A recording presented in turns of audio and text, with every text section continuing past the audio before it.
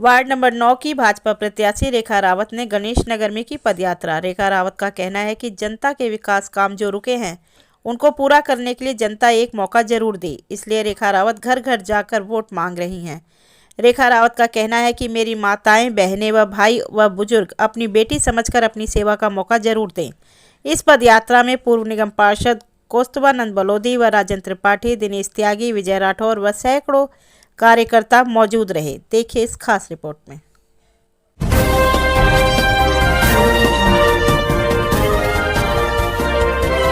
स्वागत है ward number 9 में जो आपको अपार जन समर्थन मिल रहा है, आप कैसा अनुभव कर रहे हो? मैं अच्छा महसूस कर रही हूँ। जनता का कहीं ना कहीं भारतीय जनता पार्टी के, हमारे क्षेत्र की जनता का सम्मान है। भारतीय जनता, आप अपनी जीत के लिए जनता को क्या क्या वादे कर रहे हैं? इस समय विकास करूंगी, जो भी माननीय नरेंद्र मोदी जी ने जो भी योजना लाई उन पे काम करूंगी, क्षेत्र का काम करूंगी, मतलब जो भी समस्या होगी क्षेत्र में। आम आदमी पार्टी पर भाजपा आरोप लगाती आ रही है, जबकि आम आदमी पार्टी के प्रवक्ता बोल रहे हैं कि सिर्फ वो हारने से बौखलाहट गई है भाजपा। क्या कहेंगे सर? ऐसा है, भाजपा ना हारी है ना हारेगी। ऐसी तो उनको उत्तराखंड में धूल चटाई है, ऐसी गुजरात में चटाएंगे।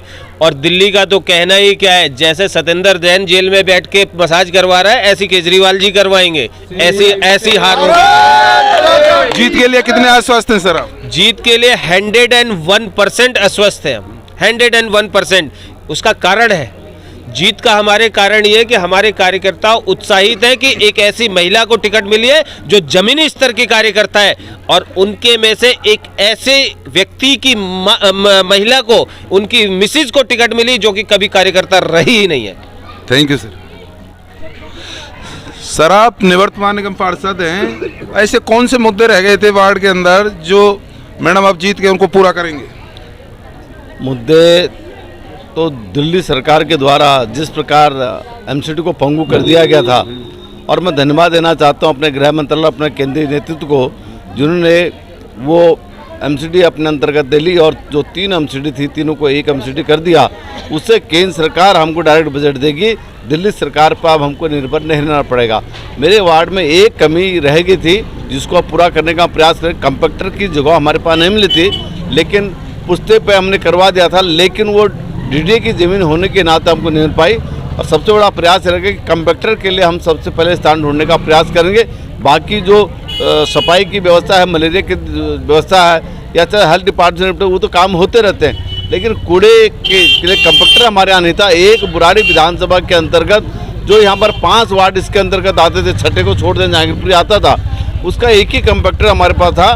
तो कंपैक्टर के लिए जो हमने स्थान चिन्हित करा था, लेकिन अब दुर्भाग्य से वो दूसरे जो जगह मैंने चिन्हित करी थी, अध्यक्ष जी को मालूम 2,42 लाख रुपए से मंजूर है, लेकिन वो जगह डीडीए के अंतर्गत चली गई थी। मैंने सोचा ये पुराना वार्ड होगा, जो भी पार्षद बनेगा तो सबसे पहले उसी का उद्घाटन होगा, लेकिन अब दुर्भाग्य से वो दूसरे वार्ड में चले गया। अब हमको इस वार्ड में दोबारा पुनः वो कंपैक्टर के लिए स्थान को चुनना पड़ेगा। बलोदी जी, अब तक निगम हमेशा आर्थिक फंड की दुहाई देता रहा कि फंड नहीं मिलता है, फंड नहीं मिलता है। अब तीनों निगम एक हो गए हैं, और एमसीडी में यदि बीजेपी की सरकार आती है तो क्या सिस्टम, कर्मचारियों को टाइम पे वेतन मिलेगा, साफ सफाई से लेकर क्या कहेंगे? 100% दिल्ली में भारतीय जनता पार्टी की सरकार आ रही, मेयर भारतीय जनता पार्टी का ही बनेगा। और मैंने आपको जैसे पहले कहा कि केंद्र सरकार के गृह मंत्रालय के अंतर्गत हमारी एमसीडी आ गई है। अब किसी प्रकार के बजट की हमको समस्या नहीं आएगी, नहीं हमारे जो कर्मचारी अधिकारी को किसी प्रकार की पेंशन या उनका जो सैलरी का मुद्दा हो किसी प्रकार से अधूरा नहीं रहेगा, समय पर उनको वेतन मिलेगा, ये मुझे पूर्ण विश्वास है। केजरीवाल जी 2 से 30 सीटों के लिए आश्वस्त हैं, क्या कहेंगे? केजरीवाल जी जो कह रहे हैं उनके वो जमानत जब्त, उत्तराखंड उनकी जमानत जब्त, हिमाचल से वो बैरिंग लौट के आ गए, और गुजरात में ऐसा मिट्टी पलित उनके होने वाली है, वही हाल दिल्ली में होना है। आपने देखा उनके जो सत्येंद्र मंत्री हैं जेल में रहते हैं और मसाज करवा रहे जेल के अंदर में रह के।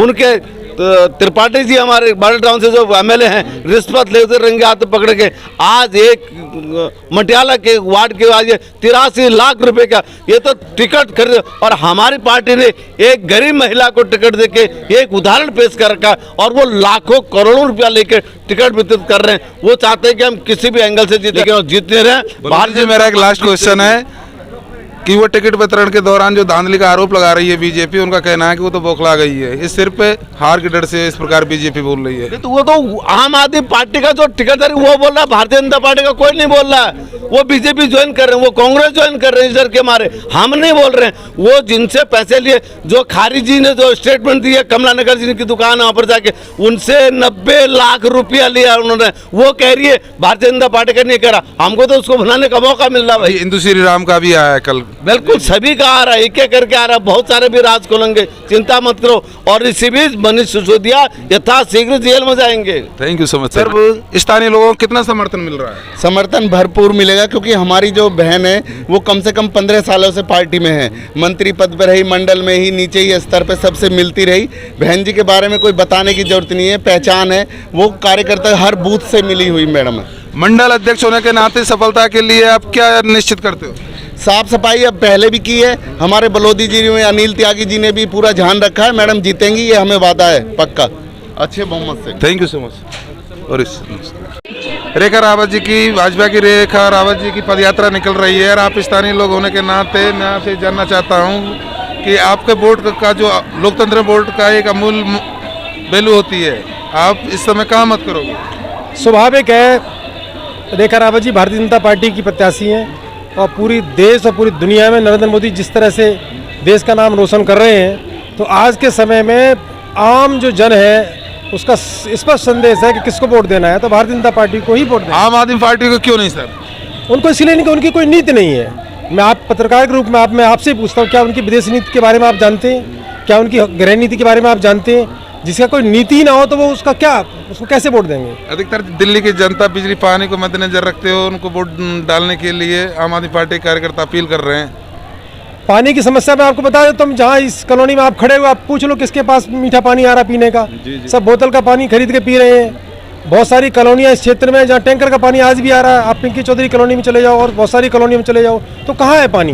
वार्ड नंबर 9 में लोगों का रुझान किस प्रकार है? बीजेपी की तरफ है कि आम आदमी पार्टी की तरफ? बिल्कुल बीजेपी की तरफ रुझान है और रेखा रावत जी स्पष्ट है, वो बड़ी जीत के साथ अपनी जीत दर्ज करेंगे, कम से कम 5-6 हज़ार वोटों के साथ। Thank you sir. और युवा होने के नाते इस समय वार्ड नंबर 9 में जो प्रचार चल रहा है, पदयात्रा चल रही है रेखा रावत जी की, आप किसको वोट देना चाहोगे? जी भाई साहब, निश्चित तौर पे किसको वोट देना चाहेंगे ये तो प्रश्न ही नहीं है। पूछिए आप, जनता किसको वोट देना चाहती है? जनता ने सीधा सीधा ये ठाना है कि भारतीय जनता पार्टी की पुनः दिल्ली में सरकार बनानी है।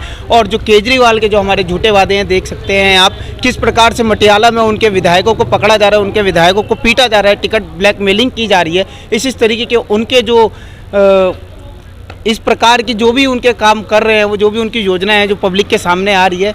और मैं तो आपको निश्चित तौर पे ये भी बताना चाहूँगा कि हमारे बुराड़ी में जो विधायक संजीव झा हैं, और उनसे जाके एक बार यदि हमारे पत्रकार महोदय ऐसा पूछें कि आपने बुराड़ी विधानसभा के लिए, अपने क्षेत्र के लिए क्या किया है, तो मैं आपको निश्चित तौर से यह भी कह सकता हूँ कि उनके पास कोई जवाब नहीं होगा।